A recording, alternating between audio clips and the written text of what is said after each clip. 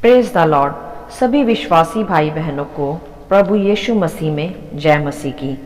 Bible शिक्षा channel पर आप सभी का स्वागत है। हमारे इस चैनल को देखने के लिए आप चैनल को सब्सक्राइब करें और बेल आइकन के ऑल बटन को ज़रूर दबाएं, तभी आपको हमारी आने वाली हर वीडियो का नोटिफिकेशन मिलता रहेगा। आज मैं आपके लिए बाइबल की पुस्तक से योना नबी के विषय एक गहरा अध्ययन और एक शिक्षा को लेकर आई हूँ, जो फिर से आज आपको और हमें स्मरण करने की आवश्यकता है। तो चलिए भाइयों बहनों, हम वीडियो स्टार्ट करते हैं। बाइबल दर्शाती है यहाँ कि यहोवा परमेश्वर ने योना नबी से कहा कि उठकर उस बड़े नगर नीनवे को जा और उसके विरुद्ध प्रचार कर, क्योंकि उसकी बुराई मेरी दृष्टि में बढ़ गई है। परंतु बाइबल बताती है कि योना ने उस घड़ी परमेश्वर की आज्ञा का उल्लंघन किया, अर्थात योना उस घड़ी परमेश्वर की आज्ञा ना मानकर निन्वे की बजाय तर्शीश की ओर जाने वाले जहाज में चढ़ गया।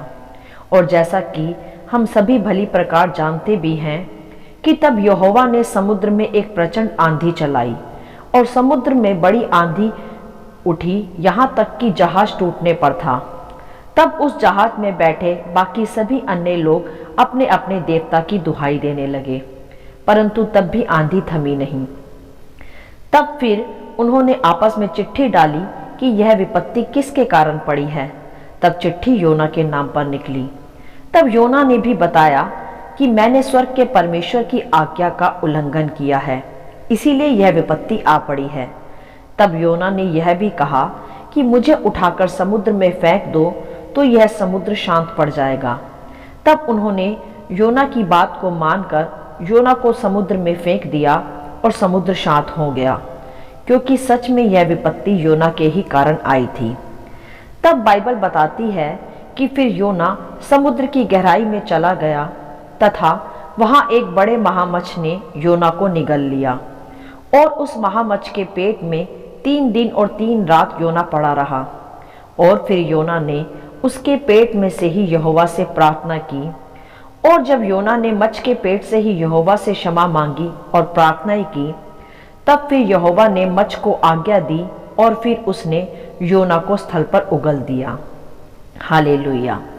और फिर बाइबल आगे बताती है कि तब फिर योना ने नीनवे में जाकर परमेश्वर के वचन का और उसके आने के दिन का प्रचार किया। और मेरे प्रियो, तब हम सभी जानते हैं भली प्रकार कि इसके पश्चात पूरे निन्वे नगर ने, अर्थात वहां के राजा से लेकर पशुओं तक ने उपवास किया, तथा बाइबल स्पष्ट करती है कि फिर इसी प्रकार परमेश्वर की दया निन्वे के मन फिराने से पूरे निन्वे पर हुई, तथा पूरा निन्वे जो लगभग 1,20,000 से अधिक लोगों का नगर था, वह पूरा नगर बचाया गया, अर्थात निन्वे ने फिर पूरी तरह उद्धार पाया।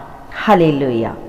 मेरे प्रियो, ये अध्याय आपने और हमने कई बार पढ़ा और समझा भी है, परंतु आज संक्षिप्त में एक बार फिर से हम इसका एक्सप्लेनेशन देख लेंगे कि इस अध्याय का क्या अभिप्राय है।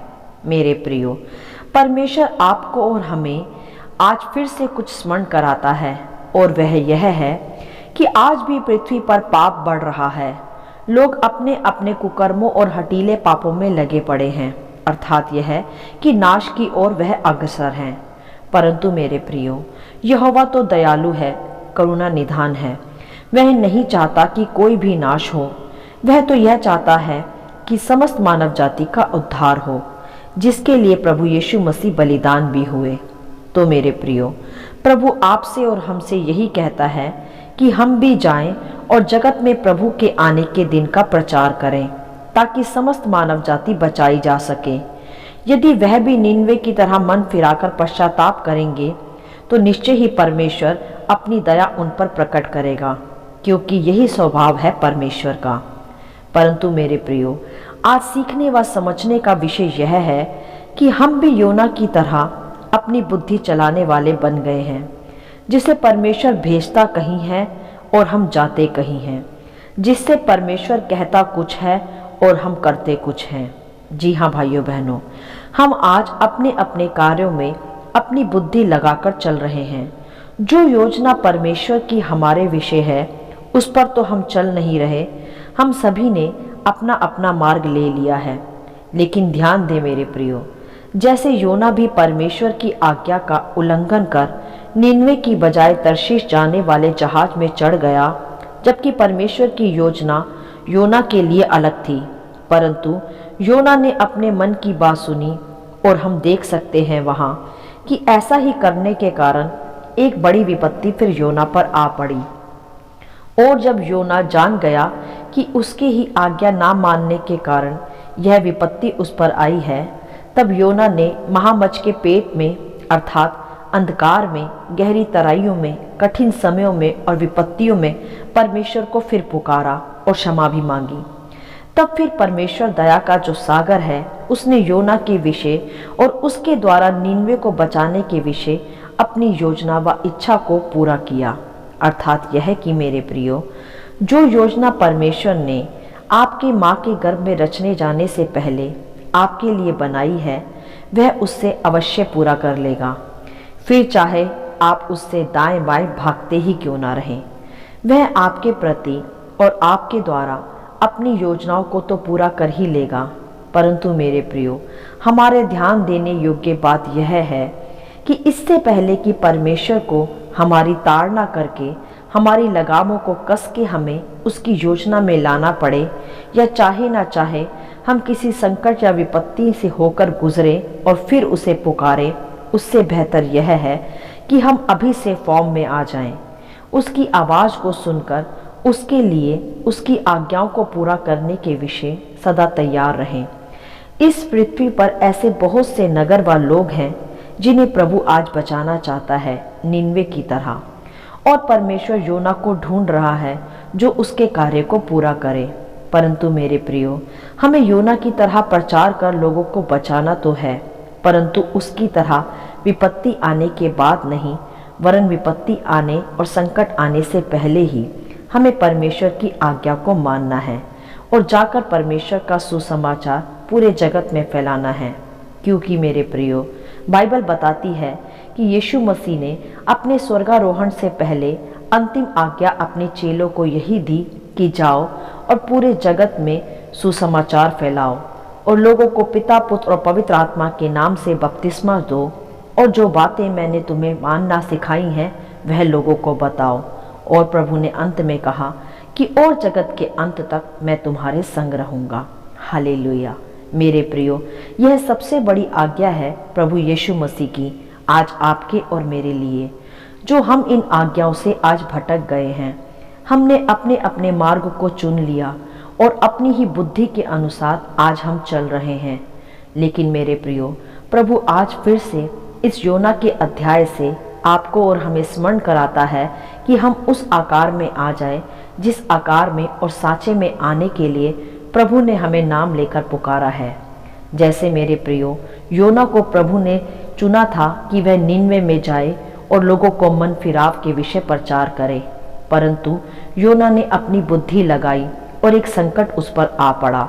परंतु योना ने एक उत्तम कार्य किया कि संकट में फिर से परमेश्वर की दुहाई दी और क्षमा मांगी, और फिर उसके बाद जो परमेश्वर की योना के विषय योजना थी वह परमेश्वर ने पूरी की। अर्थात यह है कि निन्वे तो बचा ही, परंतु योना पर एक संकट आ गया आज्ञा उल्लंघन करने के कारण। तो मेरे प्रियो, यह तो सत्य है कि प्रभु पूरे जगत को बचाएगा, परंतु मेरे प्रियो, प्रभु चाहता है कि उस कार्य में आप और हम आज शामिल हो जाएं, ताकि हमें संकट ना देखना पड़े, वरन परमेश्वर का आशीष अपने जीवन में हमें देखने को मिले और एक बड़ी अनंत काल की महिमा में परमेश्वर हमें लेकर जाना चाहता है। उसके लिए मेरे प्रियो, हमें पृथ्वी पर प्रभु के कार्य को करना अवश्य है। जगत के अंत तक और पृथ्वी की छोर तक प्रभु के कार्य के लिए आपको और हमें तैयार होना है। यही परमेश्वर की आपके और हमारे लिए योजना है। परमेश्वर की योजना यह नहीं कि हम पर संकट या विपत्ति आए और फिर हम प्रभु का कार्य करें। नहीं, प्रभु चाहता है कि हम प्रभु के कार्य के लिए पूरे उत्साह से, पूरे आनंद से, पूरे पैशन के साथ परमेश्वर के कार्यों में शामिल हो जाएं। तो मेरे प्रियो, आइए इस अंतिम समय में इस हटीले मन वालों के बीच में उतरकर हम प्रभु का प्रचार करें और उसके आने का संदेश पहुंचाएं, ताकि समस्त मानव जाति उद्धार पाए और प्रभु के राज्य में प्रवेश करे। हालेलुया। आशा करती हूँ इस अध्याय का संक्षिप्त विवरण आप सभी को समझ में आया होगा। प्रभु आपको अपनी पवित्र आत्मा की भरपूरी से सदा भरता रहे। यदि आप चाहते हैं कि दूसरे भी इसे सुनकर आशीष पाएं, तो आप दूसरों के साथ भी इसे शेयर कर सकते हैं, क्योंकि हमारे प्रभु यीशु मसीह की यही इच्छा है। आमीन and God bless you all.